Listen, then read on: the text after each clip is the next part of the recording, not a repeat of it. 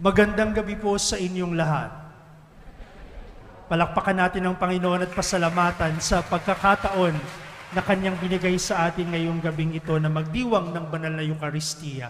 Tayo po'y nagdiriwang ngayon ng ika-25 linggo sa karaniwang panahon, the 25th Sunday in Ordinary Time. You know, whenever I hear that it is already on the 28th, 25th, 26th Sunday in Ordinary Time, it's just a matter of 10 Sundays, and we will be ending already the liturgical year. At sisimulan na naman natin, papasok na tayo sa panahon ng Adbiento.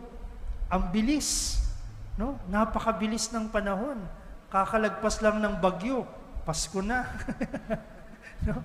Kaya si Jose Marichan, suki na ngayon, no? Kahit saan ka magpunta. But before we get caught up with the concerns of the long season of Christmas here in the Philippines, the Lord Jesus would like us to confront ourselves about something that somehow we try to avoid talking about. Madalas ay iniiwasan natin yung usapang ito kasi lahat tayo guilty dito. No? Lahat tayo guilty dito. Ano ba yung sinasabi ng Panginoon? Sa Ebanghelyo ni San Marcos, mga kapatid, pinagpapatuloy yung paglalakbay ni Jesus papuntang Jerusalem. Remember last Sunday, He asked His disciples, "Who do people say that I am?" And then He asked them, "How about you? Who do you say that I am?" Sino ako para sa inyo? At nung sumagot si Pedro ay sabi niya, "Kayo ang Mesiyas." At sabi ng Panginoon, "Tama ang sagot mo." At pagkatapos ay pinaliwanag ng Panginoon ang kanyang babataing hirap, sakit at pagkamatay. Attached to that reality of that messianic identity of Jesus is the fulfillment of what the first reading for today tells us. Anong sabi ng unang pagbasa?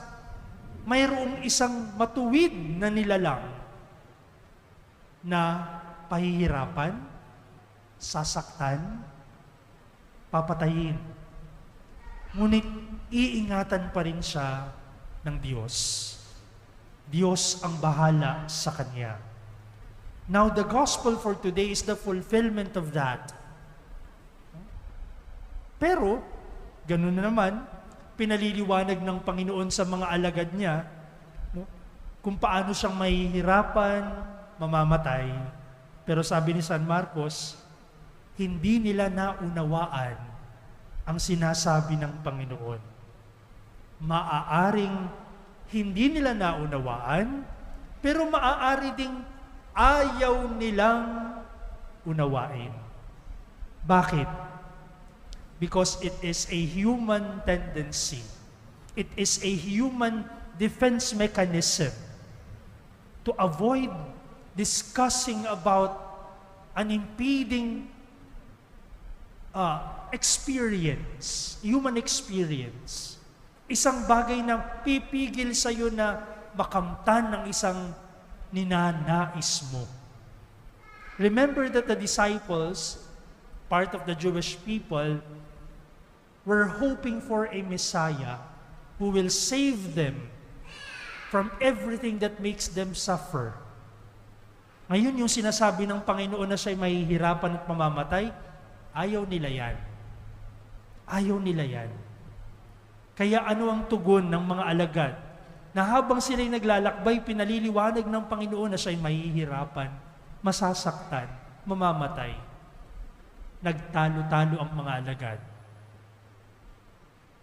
They were arguing among themselves. And what were they arguing about? They were arguing who is the greatest among them. Sino ang pinakamagaling? Sino ang pinakadakila? Naalala ko nung bata pa kami, no? Nung elementarya, uso yun. Yung pag nagkukwentuhan yung magkakaibigan, wala ka sa lolo ko. Wala ka sa tatay ko. Di, yung kuya ko nga, nagmamayabang, nagyayabangan yung mga magkakaibigan. And that is human tendency, I think, which we have to understand. Ganon din yung mga alagad. Nagyayabangan sila. And I am sure, I could imagine, all of them had something to say about themselves. Maaaring si Pedro ay nagsabi na, ako pinakadakila dito. Ako pinakamagaling. Sa akin pinagkatiwala ng Panginoon ng susi ng kalangitan. Sabi ni Pedro. Maaaring sumagot din si Juan, ako ang pinakadakila kasi ako ang pinakamalapit kay Jesus. I am the beloved of Jesus. Maaaring si Philip din ay nagsalita, ako ang pinakadakila kasi sa pamamagitan ko na ibigay kay Jesus ang tinapay at ang isda at napakain ng libu-libong tao. Maaari din nagsalita si Judas. At ang sabi niya, ako ang pinakadakila. Nasa akin ang pera. No? Ako pinaka-importante dito. Nasa akin ang pera. No? Kasi siya yung treasurer no? Ng mga alagad. I could imagine how they argued among themselves. And Jesus now questions them by saying, bakit ganyan ang pinag-uusapan nyo? Pinaliliwanag ko sa inyo na kailangan akong mahirapan at mamatay para magkaroon ng kaligtasan. Pero kayong pinag-uusapan nyo, sinong pinakamagaling? That is our preoccupation. Saint Thomas Aquinas said, there are 4 distractions.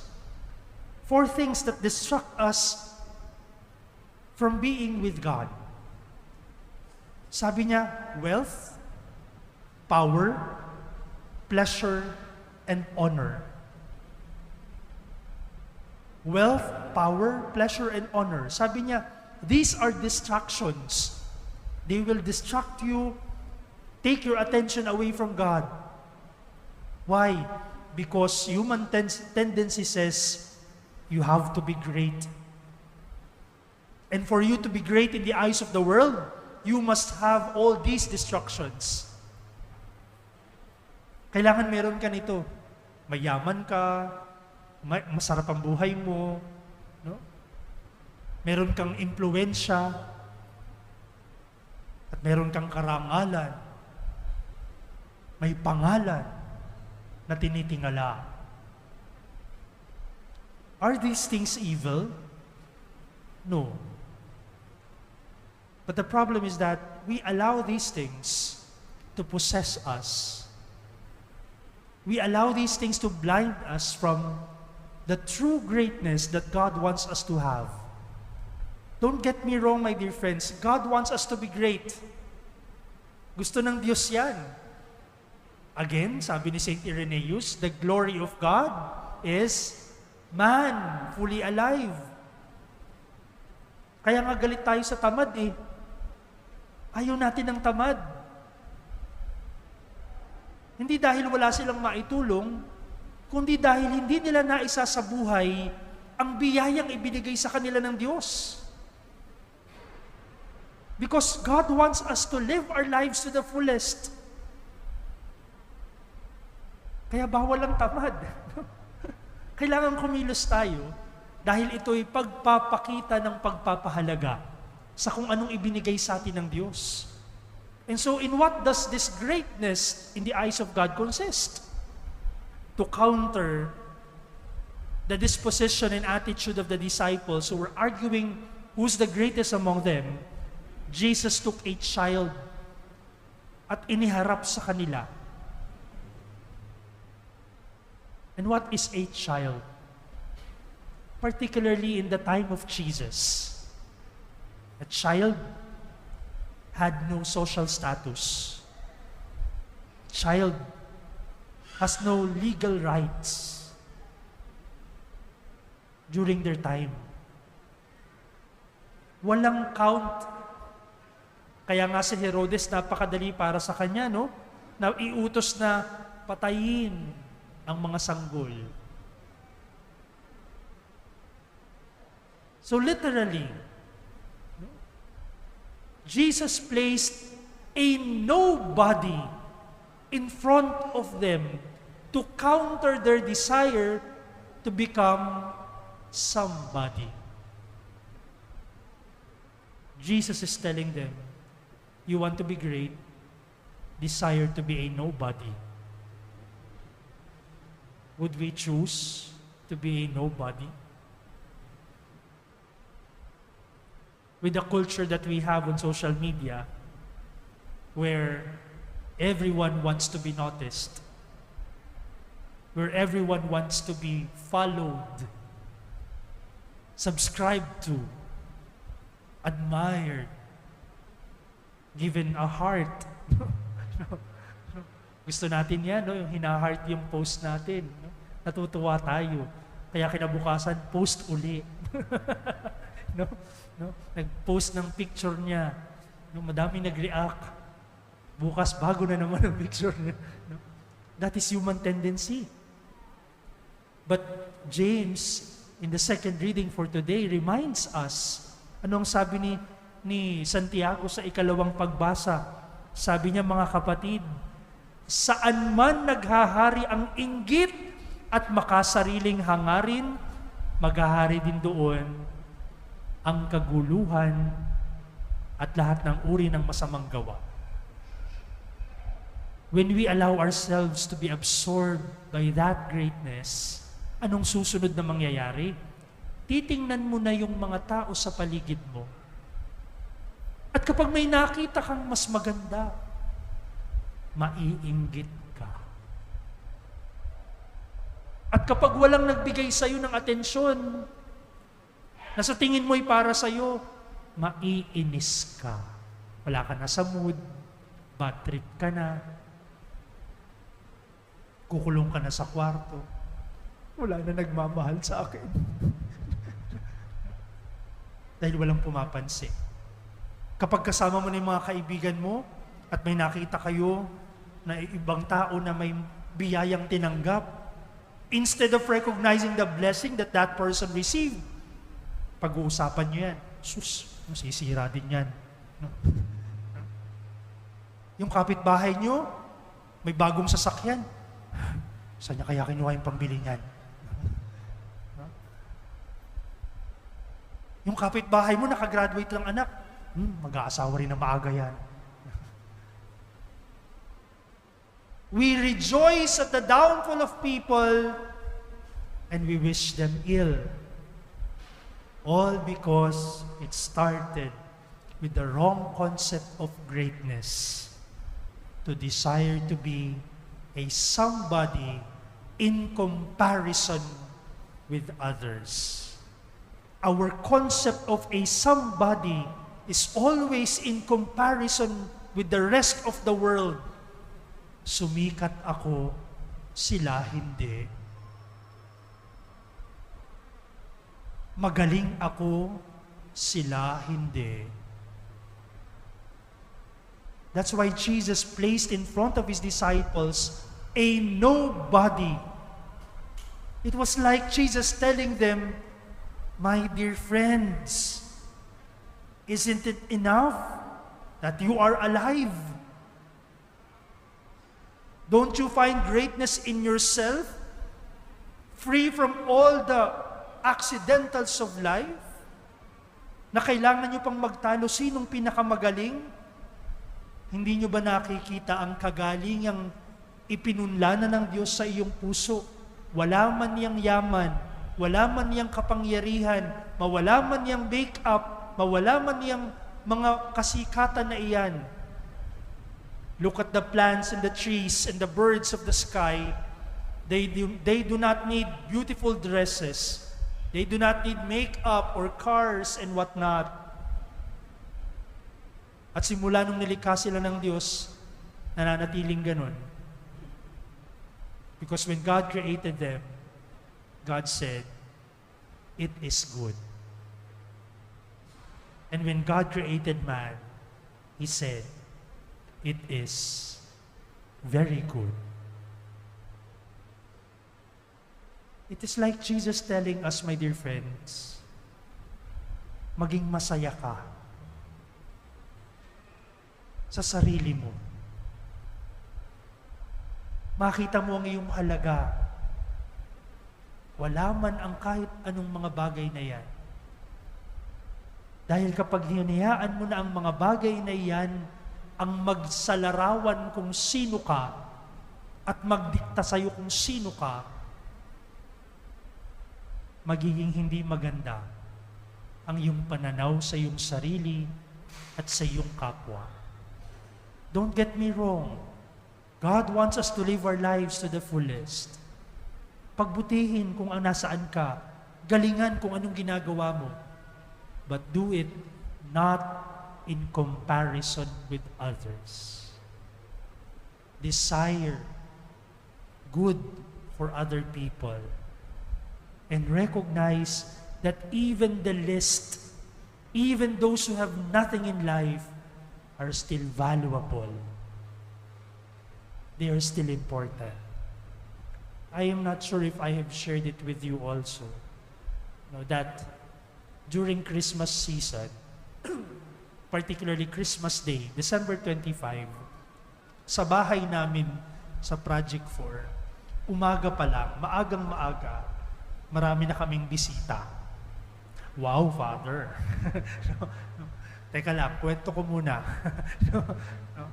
Isang beses, nung ako'y seminarista pa, it was the time when the Archdiocese of Manila was still just one archdiocese at wala pang mga diocese of Cubao, Novaliches.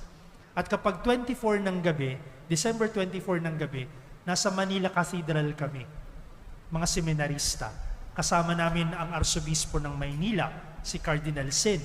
At doon ay kumakanta kami sa Midnight Mass. At talagang Midnight Mass yun, alas 10 ng gabi hanggang alas 12 ng gabi. Pagkatapos nun, doon pa lang kami makakauwi. At after ng una kong medyanoche sa Katedral ng Maynila, ako'y umuwi na sa bahay. At syempre, pagod na pagod at puyat, natulog ako sa sofa.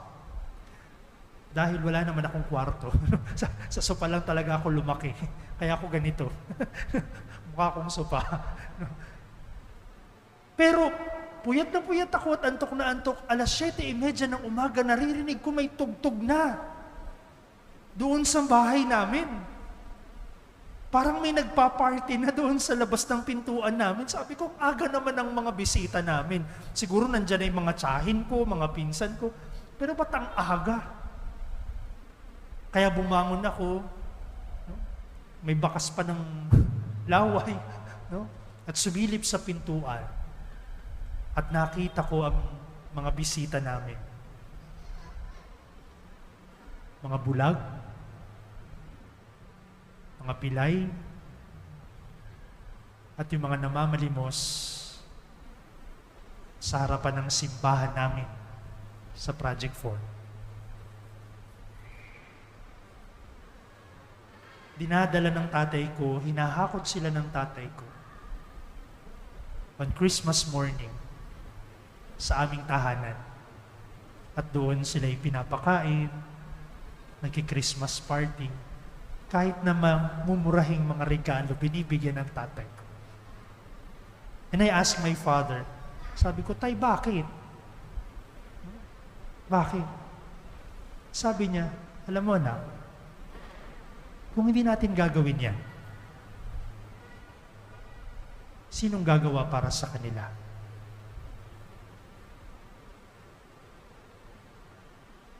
Kung hindi natin gagawin yan, sino magpaparanas sa kanila?